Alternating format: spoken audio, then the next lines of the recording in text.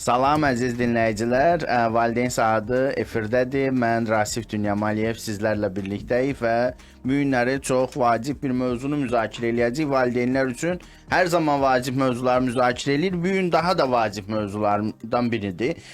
Biz illərdir bunu unutmuşduq. Hansı ki yaxşı bir ənənəsi var idi Azərbaycanda. Unutmuşduq, bizə təlqin olundu ki, hamı universitet oxumalıdır və 30 il hamımız universitet oxuduq. Və sonra bir də ayıldıq ki, bu universitet heç bir şey yaramırmış.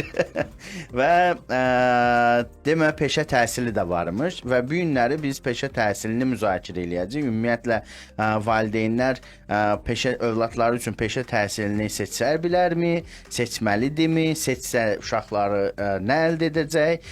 Və bu mövzunu biz peşəkarı ilə müzakirə eləyəcəyik. Demək, peşə təhsili üzrə Dövlət Agentliyinin sektor müdürü Aytən Səfərəliyeva bizim qonağımızdır. Xoş gəlmisiniz Aytən xanım. Xoş gördük Rasim müəllim. Aytən xanım, ümumiyyətlə agentlik deyəndə biz həmişə peşə məktəbi eşitmişik, amma agentlik nə işlə məşğul olur? Əsasən eşitməmişik. Mən istəyərdim ki, siz birinci ümumiyyətlə sizin agentliyin nə işlə məşğul olduğu bir valideynlər üçün məlumat verəsiniz, sonra biz keçək digər mövzulara davamını gətirək. Əlifbesindən başlayırsınız. Bəli. Peşə təhsili üzrə Dövlət Agentliyi Prezident İlham Əliyevin 2006-cı il sərəncamı ilə yaradılıbdır. Daha sonra nizamnamə kapitalı təsdiq olunubdur. Agentlik yaradıldığı artıq bu il 10-cu ilidir agentliyin, 10 yaşı olur. Həmin müəssisələr agentliyin tabeliyindədir və agentliyin təyin elədiyi strategiyaya uyğun, daha doğrusu müəssisələr üçün strategiyaya uyğun fəaliyyətlərini, fəaliyyət planlarını icra edirlər müəssisələr. Hal-hazırda 78, ikisi özəl olmaqla peşə təhsili müəssisəsi var Azərbaycanda. Hər birinin özünün xüsusi spesializasiyası var, yəni özünün xüsusi ixtisaslaşmış forması var. Və bu onun göstəricisidir ki, mən belə başa düşdüm, bizim dövlətimiz peşə təhsilinə çox önəm verir ki, bundan ötəri ayrıca bir qurum var və bu qurum onun bütün strategiyasını müəyyən edir. 78 dediniz məktəb var. 78 peşə təhsil müəssisəsi var. Bəs nə qədər uşağı əhatə edir, yəni gəncə əhatə edir? Hal-hazırda qəbulları saymasaq, ümumi həm bu il, həm keçən il, həm ümumi təhsil alanların sayı 40.000 plusdur. 41.000 tələbəmiz var. Bu 41.000 çarx deməkdir ölkə üzrə. Bəli, bu çox önəmlidir. Bəli, yəni çox bu insanlar nəzərə alsaq ki, bir il, 2 il ərzində əmək bazarına qoşulur. Dəyişən əmək bazarına sürətli inteqrasiya edilir. İnteqrasiya. Yəni hansı ki ali məktəbdə bu o qədər də asan proses deyil. Bəli. Yəni buna illər lazımdır. Bəli, asandan əlavə mən burada indi ali məktəbi pis demək modeli formalaşdırmaq istəmirəm. Ali təhsil də lazımdır. Alim olmaq üçün ali təhsil vacibdir. Alim olmaq istəyirsənsə və yaxud da sən hər hansı bir sahədə ixtisaslaşıb daha üst modellərə çıxmaq istəyirsənsə, sənin üçün ali təhsil modeli artıq seçimdir. Eyni zamanda da biz illərdir apardığımız strategiyanın əsas ana nüvəsi də odur ki, peşə təhsili də sənin üçün bir seçim olsun. O zaman sən o seçimi dəqiq dərk eləyərsən ki, sən artıq özünü kəşf eləmiş bir model, kəşf eləmiş bir insan olarsan. Yəni sən kiminsə mən ali təhsilə gedim, diplom alım, mənə desinlər ali təhsillidir prinsipi ilə yox, özünün içində istədiyin və sahib olduğun potensiala uyğun özünü göstərəsən. Bunun üçün bizim məsələn apardığımız kommunikasiya, təşviqat, təbliğat modellərinin içində açıq qapılar var, festivallar ki, bu yaxınlarda artıq keçirməyə başlayırıq. Peşə yönümü işinin təşkilinin bir hissəsi olan festivallardır, açıq qapılardır. Həm də peşə yönümü işinin digər bir təşviqat aləti də işə götürənlərlə işdir, o ayrıca mövzudur. Amma biz hal-hazırda burada peşə təhsilini nəyə görə seçməli olan valideyn və şagirdlərədir sözümüz. Bax, biz artıq bazar iqtisadiyyatındayıq. Dolayısıyla sənaye müəssisələrimiz var. Bu sənaye müəssisələri peşələrə ehtiyacı var və maraqlıdır. Azərbaycanda hansı peşələr daha belə deyim də, məsələn, mən bir il ərzində hansı peşəyə gedib orada öyrənib orada çalışa bilərəm və pul qazana bilərəm? Rasif bəy, belə deyim də, ümumiyyətlə dəyişən əmək bazarına inteqrasiya eləmək, bu artıq necə deyim, müəyyən bir modeli yoxdur ki, mən bu il bu ixtisası oxuyacağam, mən 10 il bu ixtisasın çörəyin. Təbii bəli. ki, var. Var, elə Zaten ixtisaslar var. son iqtisadi şeyler de onu göstərir. Dünya İqtisadi Forumunun Bəli. hesabatı da deyir ki, insan yəni 5 ildən, 10 ildən bir peşəsini dəyişməlidir. Bilgi yenilənməlidir. Bilgisini bəli. yenilənməlidir. Bu dəyişən əmək bazarına inteqrasiya peşə nəyə imkan verir? Peşəni seçən uşaqların belə deyək də lüksu deyəkmi, üstünlüyü deyəkmi nədir? Bunlar həm o dəyişən əmək bazarının ixtisaslarını sürətlə öyrənirlər, həm tez-tez dəyişə bilirlər. Məsələn, sən bu il 1 illik məsəl üçün atıram, qaynaqçı oxudun, sən müəyyən müddət sonra o qaynaqçı ki, inanmıram, nə zamansa bu trenddən düşsün qaynaqçı, ehtiyac yaranmasın, qaynaqçı ixtisasına artıq ehtiyac yaranmayanda sən yenidən növbəti bir kursu götürə bilirsən. Yenidən növbəti bir kursa yiyələnə bilirsən. Təbii ki, ibtidaisini təqdim etmək. Bazanı bilirsən deyə üzərinə əlavə eləyə bilirsən. Bazan. Bizdə peşə təhsil müəssisələrində emalatxanalar da, yaradılan emalatxanalar da bu üsulla yaranır. Məsələn, son dövrlərdə artıq bu 10 il ərzində 46 yeni emalatxana yaranıb. Hər birini biz sürətli dəyişən əmək bazarı inteqrasiya eləyə düzəldirik. Və bunun fonunda ehtiyac yaranan ixtisaslar aşbazlıqdır, bərbər vizajistdir, dərzilik deyə bilərik, bayaq haqqında danışdığımız qaynaqçılıq deyə bilərik, elektrik işləri heç vaxt ehtiyacı tükənmir. Bax, bu ehtiyacı tükənməyən işlərdir də. Kənd təsərrüfatının müxtəlif sahələridir. Avtomobillə bağlı Avtomobil, çilingər mexanik, avtomobilin müəyyən detallarını hazırlaya bilən texniki işçilər, demirəm tam avtomobil hazırlayan, amma müəyyən detallarını, qaykasını, boltunu, qulpunu, nə bilim, şüşəsilərini, nəyinisə hazırlayan texniki işçilər, sənaye yönümlü ixtisaslar var ki, tez-tez danışır, istər bu qida sənayesində olsun, istər turizm sənayesində olsun. Bu il məsələn şəhər salma ilidir. Bunun fonunda biz artıq düşünürük ki, müəyyən ixtisaslar formalaşdırılmalıdır artıq. Yəni sənayenin içindən çıxacaq formada yox, bunu şəhərsalma turizm fonunda yeniləyə bilərik. Bu dediyiniz ixtisaslar bizdə peşə məktəblərində hal-hazırda tədris olunur. Bəli, hal-hazırda tədris olunur və həm də dediyim kimi bunların fonunda inteqrasiya olunan, mənbəyi bu olan, amma müxtəlif tələblərə cavab verən ixtisaslar da yenidən formalaşdırılır. Əla. Yaxşı, indi bir məsələ. Məsələn, mənim övladım 9-cu sinifdə oxuyur. Ümumiyyətlə peşə məktəbində nə vaxtdan başlayırlar? Peşə təhsil müəssisələrinə 9-cu və 11-ci siniflərdən qəbul var. 9-cu 9-cu sinifdən də attestatla, 11-ci sinifdən də attestatla Portal Edu.az saytından qeydiyyatdan keçməklə attestat qiymətlərini ora qeyd edirlər və tələb olunan bütün sənədləri ora qeyd edirlər.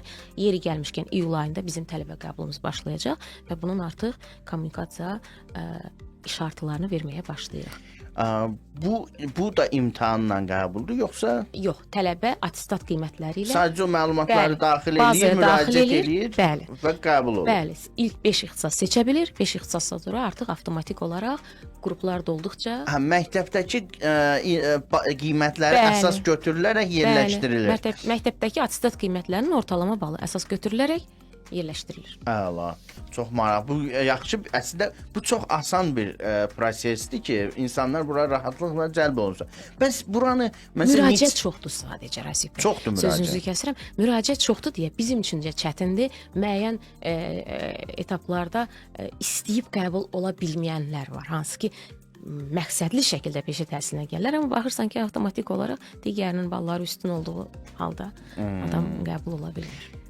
Bəs bu neçə ilə oxuyub bitirirlər bir peşəni? Bir peşəni 1 illik var, 3 illik var. Müxtəlif illər Müxtəlif illər var, bəli. Yüksək texniki peşə var, subbakalavr ixtisaslarımız var bizim, hansı ki, bu subbakalavrdan sonra ali məktəbə də, məqsədi ali məktəb olan tələbələr üçün ali məktəbə də keçid imkanları var. Yəni elə ixtisas var ki, 2 il oranı bitirir, 3 il. Hə, 3 il. Subbakalavrda 3 ildir. Texniki peşədə il yarım, yüksək texniki peşədə artıq 3 il 2 illik də var, səhv eləmirəmsə. Onu bitirəndən sonra yenə universitetə imtahan verib bəli, subbakalavr pilləsində oxuyan ixtisaslar, bəli, imtahan verib ali məktəbə keçə bilirlər. Yəni o qapı da açıqdır da. Yəni peşə məktəbinə gedən o demək deyil ki, artıq yəni ali təhsillə bağlı elm qapı dalınca bağlanır. düşmək istəyirsənsə, sən həm də fikirləşirsən ki, sənin bilik bacarığın bu gün dəyişən əmək bazarına inteqrasiya üçün uyğundur. Sən o zaman o seçimi eləyə bilirsən. Amma sizə deyim, bizim peşə müəssisələrində çox faiz göstəriciləri o qədər də yüksək deyil ki, deyim ki, bura ancaq ali məktəbi seçmək üçün gəlir. Bura artıq özünü kəşf eləmiş insanlar gəlir. Öz bilik və bacarığını müəyyən mənada bilmirəm, potensial- məqsədli gəlir də. məqsədli Yəni gəlirlər. nə olmaq istədiyini artıq müəyyən Bəli. edib özü Baxın, üçün ora gəlir. Biz neçə il bundan qabaq, bir neçə il deyim ki, bundan qabaq biz peşəni mütəmadi olaraq deyirdik ki, seçim eləyək, seçim eləyək, seçim eləyək, alternativ yox, seçim eləyək. Biz artıq peşəni seçim edək deyə bir narahatlığımız yoxdur. Çünki cəmiyyətdə artıq müəyyən müəyyən bir Stereotiplər neqativ qırılıb, stereotiplər bəli. var. Onlar artıq qırılıb. Çünki görür, şagird özü də görür ki, bu mən yenə də elmi və ali təhsili belə neqativ Yox, onun yolu ayrıdır da. Yəni bu hər kəs ali təhsil alacaq deyə bir zorunluq yoxdur. Yoxdur. Yəni biz əvvəl elə valideynlər elə düşünürdü ki, varın yoxun hazırlığa verirdi ki, uşaq keçsin universitetə girsin, girirdi 4 il oxuyurdu, bir şey olmurdu. Sizi inandırım, 4 il oxuyan tələbələrin içində mən burada vaxt itirirəm deyib düşünən onlarla tələbə var ki, ya valideyn zoru ilə, ya nənə-baba zoru ilə, ya cəmiyyətin hər hansı bir baskısı ilə Qonşu girib universitetə mən də girim deyə valideynlər də əziyyət çəkir bundan. Bizdə zərgəli ixtisasında 500 Qızıl kimi sənətdir də bu zərgərlik. 500 plus balı olan tələbə var. Ki o balını belə o yəni önəmsəməyib peşə təhsilini seçib. Yəni valla mənim də vaxtımda qarşıma zərgərlik ixtisasını ala bilərsən deyə bir şey çıxsaydı, mən də gedib oxuyardım. Vaxtımızı itirməzdik. Yəni vaxtımızı itirməzdik sayədə. Yaxşı, indi bir də məsələ, siz bu tələbələri necə cəlb edirsiniz? Hardan cəlb edirsiniz? Yəni gedib məktəblərdə bunun təbliğatı ilə mi məşğul olursunuz, yoxsa necə baş verir bu? Deməli, bizdə peşə təhsilinin təbliğat, təşviqat prosesi var. Peşə yönümü işi də bu prosesin bir hissəsidir. Peşə yönümünün içində açıq qapılar var, festivallar var, müxtəlif görüşlər var, infoturlar var. Eyni zamanda media əhli üçün ki, bu da bir alətdir. Media turlarımız tez-tez olur. Biz burada bu açıq qapılar günü sırf sizin suala cavab olaraq bildirim ki, açıq qapılar günü elan olunur. Elana əsasən məktəblər 8, 9, 10, 11-ci sinifin məktəbləri turlar təşkil olunur, özləri təşkil edirlər. Çünki o açıq qapıda bu cür turlar da həm də məktəbin özünün fəaliyyət planının bir hissəsidir. Peşə məktəbinə turlar olur. Bəli, peşə məktəbi. Biz onu açıq qapı adlandırdıq. Mən ötən gün bilmirəm izlədiniz yoxsa yox, bizim Emalda bir açıq qapı turumuz oldu. Çox möhtəşəm, çox o qədər ümumiyyətlə gələn bu generasiya fərqli gəlir. Həm dolu gəlirlər, həm beyinləri fərqli işləyir, həm də bizim kimi daha sakit deyillər. Onlar tələbkardılar. Bir də daha tez həyata atılmağa çalışır, daha tez pul qazanmağa çalışırlar. Mən sizə inandırım, bizim orada qaynaqçı stendi vardı. Bütün tələbələr, oğlan uşağı, mən ona xüsusi diqqət verdim. Bütün tələbələr o qaynaqçı stendinin ətrafında o müəllimə o qədər sual yağdırdılar ki, müəllim artıq tükənmişdi. Çünki niyə bunu belə algılayırlar? Bilirlər ki, qaynaqçı ixtisası üzrə minimum əmək haqqı 3000-4000 dollardan başlayır. Yəni burada valyutanın ekvivalentini desək, lap Azərbaycan manatının lap yüksək olur. Hətta bizdə qaynaqçılar var ki, xaricə gediblər və kifayət qədər hal-hazırda çəkdiyim rəqəmin 2-3 qatı qədər maaş alaraq gedib. Bizim onda məktəblərin yəni sənədi də rəsmi olaraq tanınır da. Yəni xaricdə də tanınır. Yəni onun peşəsi varsa artıq sənədi istənilən ölkəyə gedə bilər. Bilirsiniz, peşə sərhədsizdir. Sən hara getsən aşbazsan, hara getsən bərbərsən, hara getsən manikürçüsən, hara getsən dərzisən. Sərhədsiz peşələrdir. Yəni yoxsa bir ali məktəbdə get bunu uyğunlaşdır, get bunu təsdiq elə. O da hələ mən təsdiq etsəm, sən gəlib fəaliyyət göstərərsən. İndi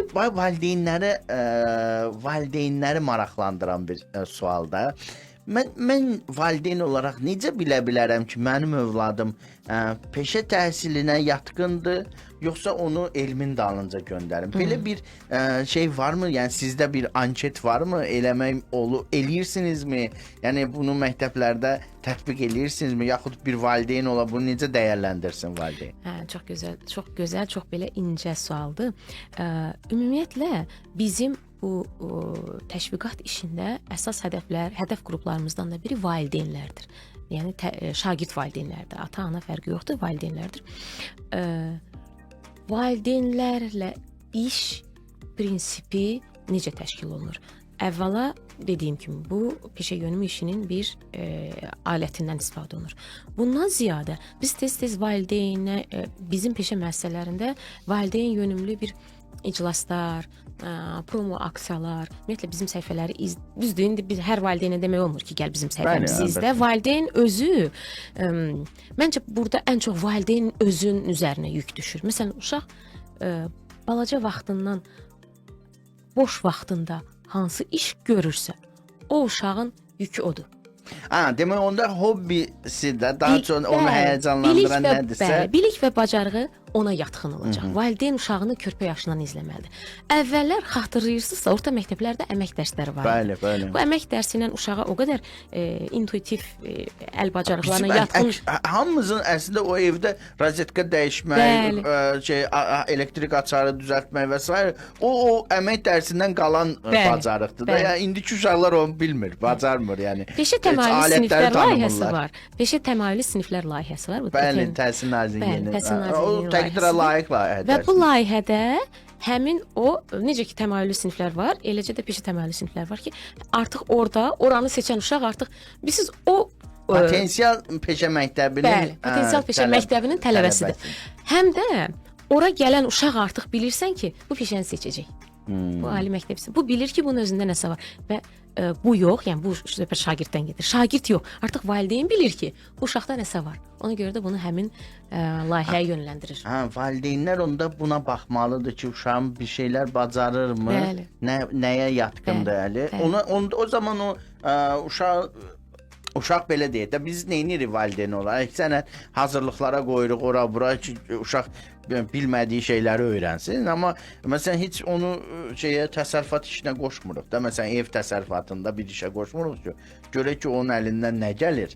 Yəni bu bir növ bu yenə ali təhsilin qarşısında duran bir şey deyil də. Yəni yenə kimsə məsələn uşağın peşə öyrənməyi, yəni əslində yaxşıdır ki, sabahları ali təhsillə bağlı nəsə oradan aldığı diplomu istifadə edə bilməyəndə ən azı qayıdıb o baza peşəsi var da, ondan istifadə eləyəcək. Ümumiyyətlə dünyada ömür boyu təhsil prinsipinin əsaslarından da biri, bilmirəm orada yazılmamış belə bir ifadə ola bilər. Mən bunu özüm analiz edərək ortaya çıxarda bilmişəm.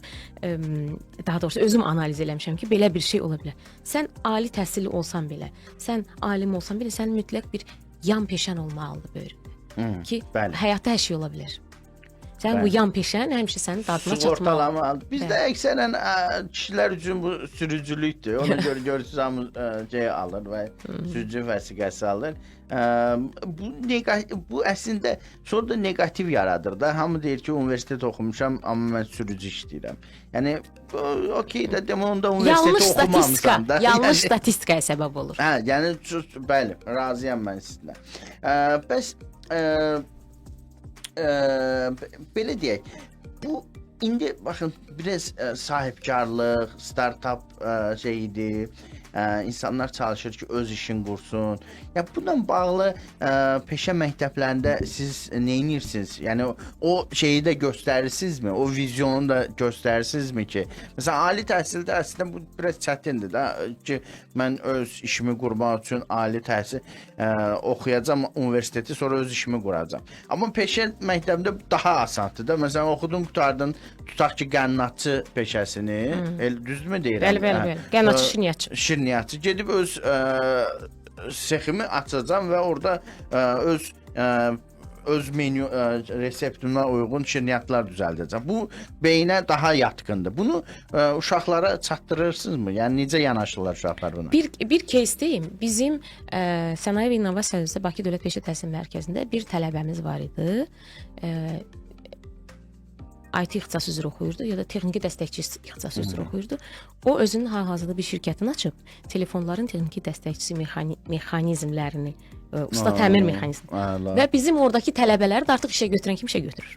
O, bu bir çox xüsusi bir çox keysdir. gözəl Və keysdir. belə keyslərimiz az deyil, çox da deyil, az da deyil. Ümumiyyətlə bu gün peşə təhsili alan məzunların neçə faizi ixtisası üzrə iş tapa bilir sualına, məsələn, peşə təhsilinin effektivliyini qiymətləndirən əsas göstəricilərdən də biri məzunların məşğulluq səviyyəsidir, bayaq dediyimiz kimi.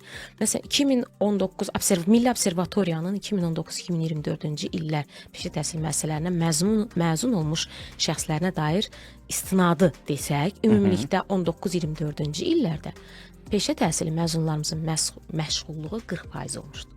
Yəni bu hələ çox yaxşı özünü məşğulluqdan göstəricidir. getmir, ha, söhbət ümumiyyətlə gedir. Məsələn, 29% aktiv əmək müqaviləsi ilə çalışır.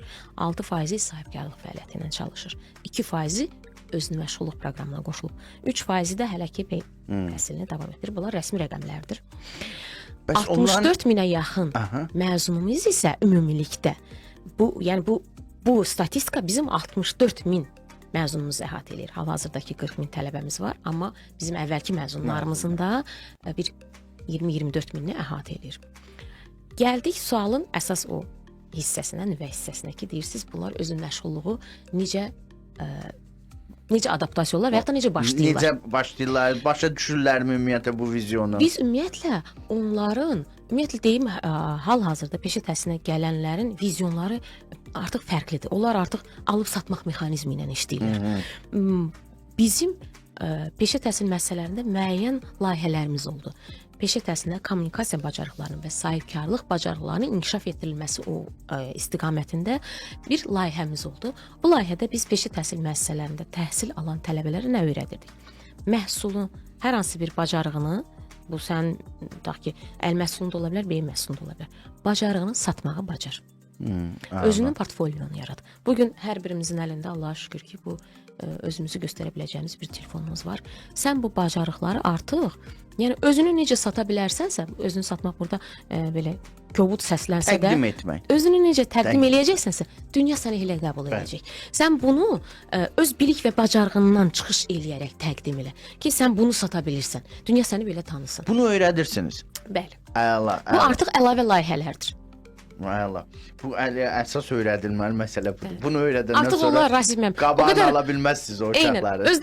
Özləri də hazır gəlirlər. Yəni artıq özləri də baxırsan ki, bu uşaqlara sən sadəcə yön göstərməlisən, yön verməlisən. Maşallah. Mən istəyirəm biz bu peşə təhsilinə bir müddət çox belə şey baxdıq da, dırnaq arası baxdıq. Və ona görə də uduzduq əslində bir müddət bu məsələdə. Mən istəyirəm beynəlxalq şeyə baxaq. Beynəlxalq ictimaiyyətə baxaq. Xoşlayırıq axı xaricilər nə edir? Xaricilər nə edir? Yəni peşə təhsili ilə bağlı. Xaricdə varmı peşə təhsili? Yəni onlar bunu necə təşkil edirlər? Yəni mən məsələn indi siz istəyirəm bu suala cavab verin, sonra mən bir fikrimi də deyəcəm bundan bağlı. Ümumiyyətlə xaricdə peşə təhsili modeli tamam fərqli bir algılamaqdadır. Tamam fərqli algılayırlar. Onlar peşə təhsilinə, indi mən yenə də vurğulayıram, biz artıq o stereotipi qırmışıq, düzdür. Amma müəyyən dövrə qədər bizdəki o stereotiplə dünya arasında böyük bir uçurum var idi. Çünki onlar peşə təhsilinə, onlar dediyimiz məsələn Almaniya modelini götürmək olar, Danimarka modelini götürmək olar, İsveçrə modelini götürmək olar. Orada ali təhsillə peşə təhsili eyni bərabərlik hüquqdadır. Yəni sənin artıq seçimindir. Sən bunu mu istəyirsən, ali təhsili mi istəyirsən, peşə təhsili mi istəyirsən? Danimarkanın HOK modeli var. Bu HOK model nədir? Yəni sən peşə təhsilinə getsən, sənin hüquqların, vəzifələrin, alacağı maaş, hər hansı bir məqamlarda prestijinin, düşünürsən ki, prestij önəmli, ali təhsil edir, belə bir şey yoxdur. Sən ali təhsil almış insan qədər eyni hüquqa, eyni maaşa, hətta daha üstün, eyni maaşa maliksən. Almaniya modeli, hal-hazırda biz dual təhsil modelində, bizdə tətbiq olunan dual təhsil modelində Almaniya modelinin adaptasiya olunmuş, mentallaşdırılmış formasını tətbiq edirik. Dual təhsil modeli nədir? 5 gün məktəbdəsənsə, bunun 3 günlük istehsalat təcrübəsi keçirsən, 2 gün nəzəri praktik biliklər keçirsən. Yəni əvvəlki kimi ancaq otaqda oturub mühazirə dinləmirik. Xeyr. Burada həm də bu 3 günlük istehsalat təcrübəsində sən şirkətin artıq müqaviləli işçisi olursan. Artıq biz şirkətlərlə müqavilə bağlayırıq və onlar artıq onu işə götürürlər, həm də müəyyən məvacib verirlər. öyrənirsən nə soft skills dediyimiz yumşaq bacarıqları, şirkətə adaptasiya. Artıq şirkətin belə deyək də bütün cikini-bikini bilirsən, incəliklərini bilirsən. Mühitə düşürsən də, bəli. Şirkət səni artıq potensial işçi kimi götürür və səni işə götürür. Bunu yəni Təhsilinin sonunda. peşə məktəbinə yeni başlayandan bu artıq tətbiq olunur. Bəli, bu dual model artıq bir neçə ildir, uzun illərdir tətbiq. Bizim dual modeldə 1704 nəfər tələbəmiz məzun olunubdu. Təsəvvür edin görün neçə. Məsələn, hansı ki, indi mən fikirləşirəm universitetlə bağlı. Məsələn, universitetdə bir tələbənin real mühit görməyi üçün 4-cü kursda yarı 20 gündür, O da yoxsa sən hələ 30 istehsalat təcrübəsinə getsən. getsən, yəni doğru bir mühit tapıb gedə bilsən. Yəni 4 il oxu ki, mən bir ay 30 gün gedəcəm təcrübəyə və nəsə görəcəm orada. Əslində bu siz elədiyiniz möhtəşəm bir şeydir. Adi bir müqayisədə deyim də, adi bir müqayisə deyim. Təbii ki, burada heç kim alınmasın, heç kim bir xüsusi bir belə neqativə köklənməsin ki, məsələn Aytan xanım burada bir qəribə bir müqayisə elədi. Ali təhsili bitirən, 4 il oxuyan və istehsalat təcrübəsinə gedə biləcək və ya getməyi planlaşdıran və ya da artıq gedən tələbə müəyyən bir ab-hava ilə gedir. Yəni müəyyən bir öz güvənlə mi deyim, onu necə algılayım, necə ifadə edeyim ki, daha gözəl səsləndirə, estetik səsləndirə bilim. Müəyyən bir lovğalıqla gedir. Lovğalıq. Lovğalıqla gedir. Bəli, hamısı elə gedir. Mən belə Hətta biz işə götürən onlara onun qabağında dura bilmirik. Rasim müəllim, o lovğalığa nə qədər gəlmişəm, yəni o lovğalığa işləyə bilmir. O lovğalığa siz nə qədər bilik inteqrasiya eləyə bilərsiniz? Heç nə. Heç nə. Heç. Amma peşə təhsilində uşaq bədii dildə desək ac gəlir. Nə qədər ac olsa və nə qədər həvəsli olsa siz onu bir o qədər çox həm öyrədə bilirsiniz, həm də adaptasiya eləyə bilirsiniz. Fərqi təsəvvür eləyin. Bəli, elə məsələ də ondadır. Yəni o gələn universitetdən gələn uşaqlar baxsa məsələn ən yaxşı gələn nədir? Nəzəriyyəni çox yaxşı bilir. Amma verirsən iş mühitinə və sən prosesə qoşursan qoşula bilmir. İşçilərlə, əməkdaşlarla konflikt yaradır. Bəli. Yəni bu ona görə ki, o mühit görməyib. Amma nəzəriyyəsini bilməsi də hələ sual altındadır. Niyə? Biz bugün burada bir 45 dəqiqəlik efirimiz varsa, biz çölə çıxdıq, artıq buradakı bu 45 dəqiqəlik bilgi köhnəldi. Sən 4 ildə hansı nəzəri biliyin? Bəli, razıyam. Onlar yazılmış bir o 5 il, 10 il əvvəl yazılmış kitabları oxuyurlar və düşünürlər ki, nəzəriyyəni bilir. Mən bunu Türkiyədə olanda müzakirə eləyəndə mənə bildirmişdilər ki, mən bu Türkiyədə hamı xidmət sektorunun keyfiyyətindən danışırdı. Əlbəttə ki, pandemiyadan öncə. Xüsusən də turizm sahəsindəki bu restoranların, otellərin işlədilməsi əlbəttə dünya yenə nə qədər zərər görsə də pandemiyada yenə dünyada öncül yerdədir. Mən onu maraqlanmışdım. Bu nətər oldu da? Yəni necə oldu ki, siz birdən-birə bu sahədə belə güclənə bildiniz? Mənə bir şey dedilər. 80-ci illərdə Türkiyə hökuməti demə bir şey eləyib. Peşə məktəb, peşə təhsili xüsusən də məslək okulları. Məslək okulları xüsusən də otelcilik, restoran, bu sahələrdə, bu sənaye sahələrində və buna nə deyirlər? Məsələn, sənaye müəssisələrində də peşə məslək okullarını artırıb. Bunun nəticəsini isə 10 il sonra görüb. Və hansı ki o otellər açılanda artıq yaxşı şeyləri vardı. Kadrları vardı. O restoranlar açılanda yaxşı aşpazları vardı və sonraki periodda məhz o aşpazlar o günləri Türkiyədəki tanınmış aşpazların hamısının backgroundına baxırsan, hamısı o məslək okullarından çıxıb. O otelləri işlədənlərə baxırsan, hamısı o məslək okullarını bitiriblər. Yəni o tanınmış otel sahiblərindən danışan. Çox gözəl analiz. Məsələ ondan ki, onu mənə deyəndə mən dedim ki, görün bir dənə yəni hansı ki biz o qədər də dəyər vermədiyimiz peşə məktəbi nəyə təsir eləyir? Uzunmüddətli hədəf. Bəli, bütün ölkəni istiqamətini müəyyən eləyib əslində. Hansı ki Türkiyə sənaye ölkəsi də kimi tanına bilərdi. Hansı ki sənaye də güclüdür Türkiyədə, amma biz onu otel istirahət ölkəsi kimi tanıyırıq və o coğrafiyasını, təbiətini fürsətə çevirdi və o insan kapitalı da onu dəstəklədi.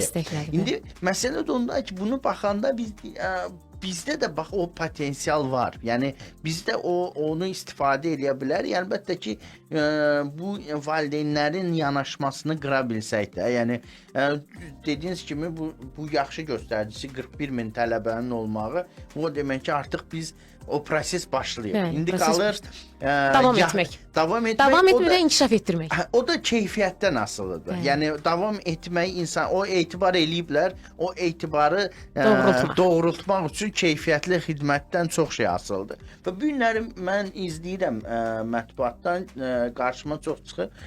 Peşə məktəblərimiz yenilənir. Yəni və çox gözəl məktəblər açılır. Mən axırıncı dəfə şeydə olanda bu Koreyalılarla dəstəkli şəkildə açılmış bir məktəbimiz vardı. Peşə məktəbi. Sənaye və İnnovasiya üzrə Peşə Təhsil Mərkəzində, bəli. Möhtəşəm bir şeydir.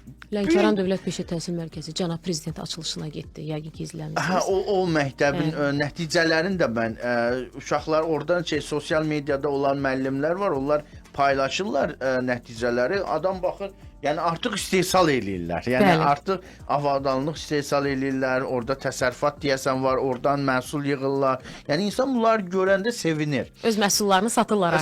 Bəli. Neçə məktəbimiz bu formada yenilənib? Bizim hal-hazırda qabaqcıl təhsil müəssisələrimiz var, hansı ki, həmin o dediyiniz tərtiblərə uyğun gəlir.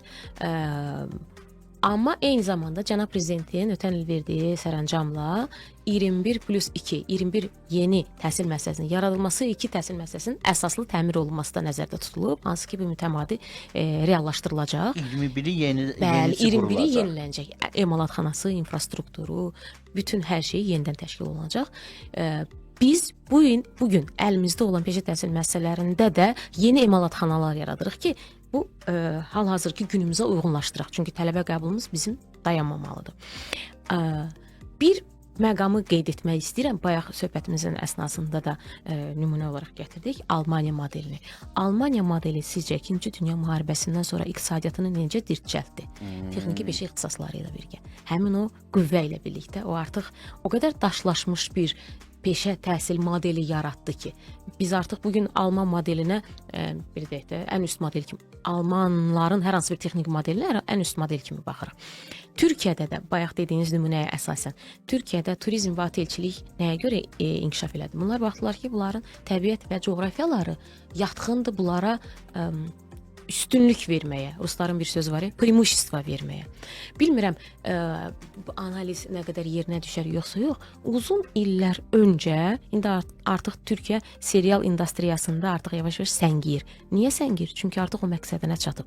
Uzun illər bundan öncə Türkiyənin serial industriyasında bədii filmlər mən indi söhbəti gətirirəm kommunikasiyanın və PR-ın üstünə, PR-ın gücündən danışmaq istəyirəm. PR-ın gücünün təhsilə, ümumiyyətlə hər hansı bir hədəfə dəstəyindən. Bu uzun illər öncə Türkiyədəki bu serial industriyasına fikir versəz, orada ölkənin gözəl yerlərini hətta olmazdan daha üstün modellərlə necə promo eləyirdilər, necə promot eləyirdilər. Düşünürdün ki, Türkiyə dünyanın ən gözəl, ən zəngin ölkəsidir və nəticədə dünyanın bütün insanlarından ora axın başladı. Hamı düşündü ki, ora çox gözəldir, hamı düşündü ki, orada hamı evdə belə müəyyən bir şərtlərdə yaşayır. Dəhşət gözəl ölkədir, həqiqətən də gözəl ölkədir. Türkiyə bunu bir modelə çevirdi. Və bugün Türkiyə dünyanın turizm məkanlarından biri. İnsan kapitalı, təbiət əldə olan fürsət, bunu təbliğ edən serial. Bəli. Kino sənayesi. Bəli. Bu kommunikasiya və PR-ın həqiqətən də güclü alət olduğunu anlayırıq zaten də. Daha üst model olduğunu anladığımız müddətdə bizim qarşımıza qoyduğumuz hədəf və məqsədlərin qarşısında heç nə dayana bilməz. Əla, əla. Bizim məktəblər hardadır? Bizim məktəblər bölgələrdə də var, Bakıda da var. Bölgələrdə bizim kifayət qədər məşhur məktəblərimiz var. Bərdə Dövlət Peşə Təhsil Mərkəzi, hətta Bərdədə STEM mərkəzi belə var. Tez-tez yarışlara, STEM Azərbaycan yarışlarına ötən il biz Bərdədən xeyli tələbə göndərmişdik və onlar müəyyən bir kompetensiyalar üzrə hətta yerlər də tutmuşlar. Bürünc medal alan vardı, gümüş medal alan var idi.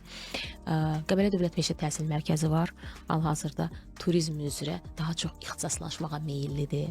Daha sonra Lənkəran Dövlət Peşə Təhsil Mərkəzi var. Açılışını cənab prezident özü şəxsən elədi. Daha sonra adını çəkə bilərəm. Ümumiyyətlə bölgələrdə çoxdur. Onu da qeyd edim ki, Qəbələdə Azərbaycanın 56 rayonu üzrə şagird oxuyur. Ən çox Azərbaycan bölgələrindən ən çox tələbə Qəbələdə oxuyur. Aha, çox maraqlıdır. Yəni Bəs bilmirəm, onların- bəlkə infrastrukturuna görə ora gedilər, amma ixtisasları da yaxşı ixtisaslar. Şəraiti də kifayət qədər yaxşıdır. Onda peşə məktəbi həm də yataqxana ilə Bəli, təmin yataqxanaları da edə bilir. Bəli, yataqxanalar da Ha, var. əla. Bu da yaxşı bir şeydir. Bəli. Regionlardan insanlar gedib orada qala bilir. Cəlilabad Dövlət Peşə Təhsil Mərkəzi var. Möhtəşəm infrastruktura malikdir. İnfatur elədik təzəlikcə. Çox razı qalmışdı jurnalistlər. Jurnalistlər də bizim bir promo alətlərimizdən biridir. Oranın da kifayət qədər yaxşı yataqxanası var və ətraf bölgələrdən ora gəlib təhsil alanlar var. Yataqxanada qalırlar, hətta altı bazar da evə O gətirirlər. regionda olmağın səbəbi o regiona uyğun peşələrə Bəli, daha bəli, diqqət bəli. olunur da. Məsələn, Cəlilabadda kənd təsərrüfatı, parnikçilik daha. Əla. Qəşəng parniklər var, bir gün apararam sonra. Biz düşünürəm ki, biz çox maraqlı bir məsələni müzakirə elədik və mənim üçün bir yenilik oldu. Mən hər şeylə maraqlanan insanam, amma bu qədər ətraflı bir məlumat verdiniz, o qədər ətraflı məlumat verdiniz ki, və adam yenidən peşə məktəbinə oxumaq Təşəkkür istəyir. edirəm. Təşəkkür edirəm. Mən son bir sualı vermək istəyirəm. Bu gün bizi dinləyən övladının gələcəyi ilə bağlı qərar verməyə çalışan valideynlərə nə tövsiyə edərdiniz? Ümumiyyətlə tövsiyə etmək ən asan şeydir. Amma mən həmişə bütün dövrlərdə, bütün zamanlarda ümumiyyətlə işlədiyim, çıxış eləyə bildiyim bütün platformalarda bunu bildirirəm. Övladınızı erkən yaşda izləyin. Onun bayaq dediyim kimi fikrimi təkrar edirəm. O uşaq boş vaxtlarında nə ilə məşğul olub, nədən zövq alırsa, o uşağın missiyası odur. Onun istiqamətindən artıq yola çıxa bilərsiniz. Bir də o övladları dinləmək daha önəmlidir. Məsələn, belə deyim də, mənim ailəmdə 7 arxa dönənim həkimdir. Mən həkim olmaq istəmirdim və bunu mənə məcbur edən heç kim olmadı. Oldu, amma mən, yəni o səviyyədə məcbur edən olmadı ki, mən də gedim həkim olum. Övladları dinləmək daha yaxşıdır. Yön vermək başqa, dinləmək başqa, məsləhət vermək başqa, məcbur etmək başqa. Məcbur etməyin, övladı kəşf eləyin. Çünki peşə təhsili həqiqətən gələcəyə yatırımdır. Ola bilər siz deyirsiniz ki, 4 il sonra getsin işləsin, ağ yaxalı olsun, otursun, müəyyən bir maaş alsın. Nə bilə bilərsiniz ki, uşaq 1 il oxuyub gedib çox gözəl bir peşəkar bir aşpaz olub 10 qat artıq qazanmayacaq. Bəli. Doğrudur, doğrudur. Türklərin bir sözü var, altın bilərzik. Bəli. Onunda altın bilərziyi var və biz həqiqətən də bizim valideynlərimiz, babalarımız məhz həyatlarını o altın bilərzik vasitəsilə qurublar. Yəni o peşə ilə qurublar. Mən yadımdadır, mənim babam çox yaxşı dülgər idi və qəsəbənin bütün dülgər işlərini o görürdü və 7 övlad böyütmüşdü. Məhz o dülgərliyin hesabı ilə nəsildən nəslə keçirə bilmədi. Keçmə. Valideynlərimə keçdi. Əlbəttə ki, onlar dülgər olmadılar, amma onlar da peşə ilə övladlarını böyütdülər. Və bu onun göstəricisidir ki, biz nə qədər də rahatçılığa qaçsaq da, əslində ofis işi rahatçılıq üçündür. Hamı istəyir ki, öz övladı rahat yaşasın, rahat həyatını qursun, rahat pul qazansın. Amma sevdiyi iş başqadır və o ruhuna uyğun olan iş başqadır. Məhz bu peşə sahəsi də, peşə də o ruha uyğun olan, əllə görülən iş olduğuna görə o ruha daha toxunan işlərdən biridir və bunu da alternativ olaraq valideynlər hər zaman düşünsünlər, istiqamət olaraq övladlarını da dəyərləndirsinlər və bu gün bizlə olduğunuz üçün təşəkkür edirəm. Aytən xanıma da təşəkkür edirik ki, bizlə bu məlumatları paylaşdınız. Mən çox təşəkkür edirəm. Hər birinizə, dinləyicilərə də təşəkkür edirəm, sizə də, komandanıza da. Çox sağ olun. Növbəti valideyn saatında görüşənədək.